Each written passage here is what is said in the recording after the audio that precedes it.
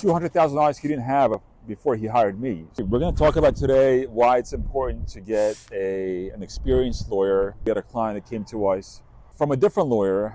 I looked through the prenup and said, look, you're not getting anything. Prenup's pretty clear.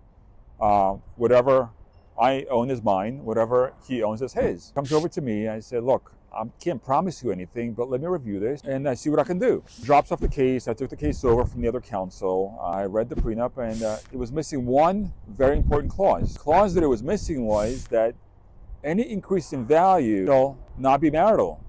Now, by law, if you acquire properties during the marriage or if there's a non-marital property, any increase in value is marital, unless the prenup says otherwise. Now, in this prenup, it did not have that language. It did not mention any increase in values. Now we have premarital assets with increase in value that are not mentioned in the prenup. I came to court with case law. It says if it's not mentioned, now we open up the can of worms. Now we have non-marital properties with marital interest, which was pretty significant. So I told the lawyer, look, I got to depose your client. I got to find out what investments my client made. I got to find out what the appreciation and value is. Basically, they went from having a prenup, which was black and white, to everything's up for grabs.